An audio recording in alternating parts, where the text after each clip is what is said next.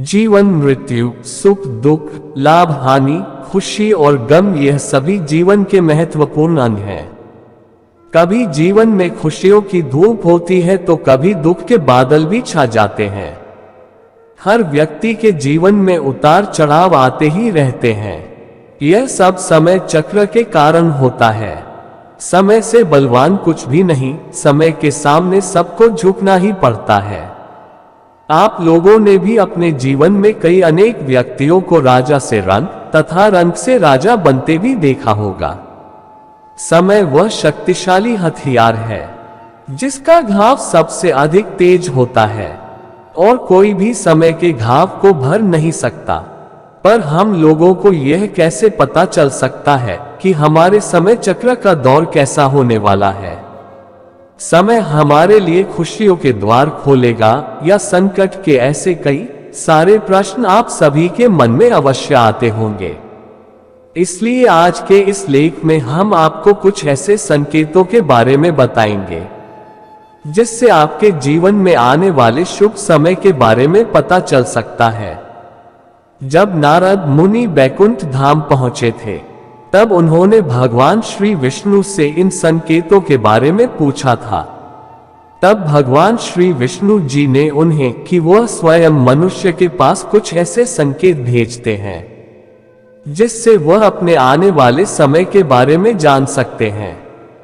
वह संकेत प्रकृति द्वारा, पशुओं द्वारा, शुभ संकेतों द्वारा तथा मेरे भक्तों द्वारा भी मिल सकते हैं। इसके लिए मनुष्य को केवल उन संकेतों को समझने की आवश्यकता होती है। तो चलिए आपको उन संकेतों के बारे में बताते हैं जो स्वयं भगवान श्री विष्णु जी ने बताए हैं।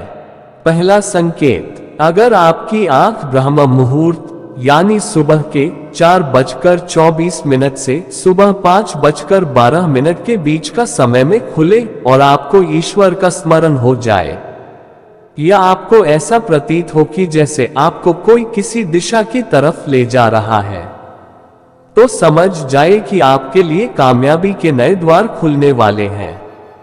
आपको अपने जीवन की योग्य राय मिलने वाली है जिस पर ईश्वर स्वयं आपका समर्थन करेंगे। दूसरा संकेत, आपने अगर महसूस किया हो तो कई बार आपका मन बिना कारण ही प्रसन्न रहता है। आपका चेहरा खिला हुआ और मुस्कान से भरा रहता है। आप क्रोध से परे हो जाते हैं।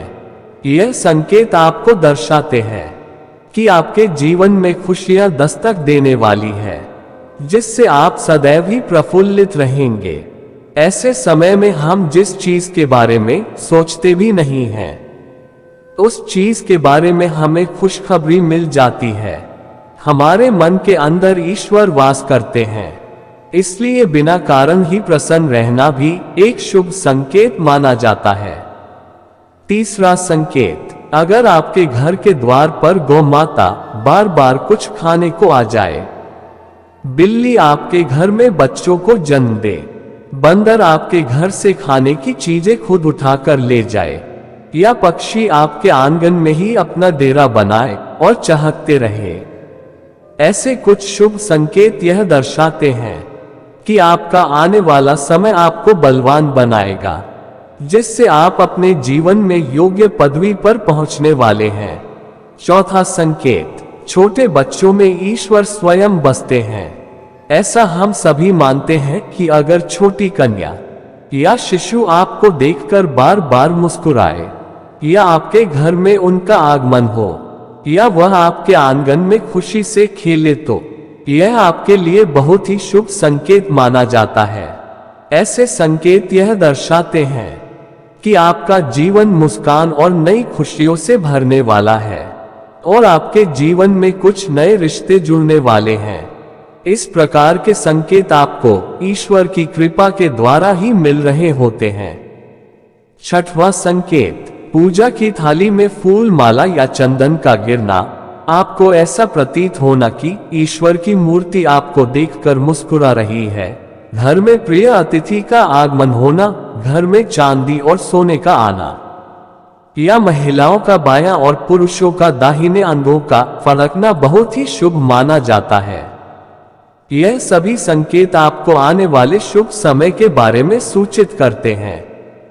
7वां संकेत, सुबह सुबह आप घर से किसी शुभ कार्य के लिए निकले और आपको गौमाता के दर्शन हो जाएं, या आपको किसी साधु संत महाराज या पुजारी का आशीर्वाद प्राप्त हो जाए, तो यह बहुत ही शुभ संकेत माना जाता है। इसका अर्थ यह है कि आप जिस काम के लिए निकले हैं वह कार्य अवश्य सफल होगा।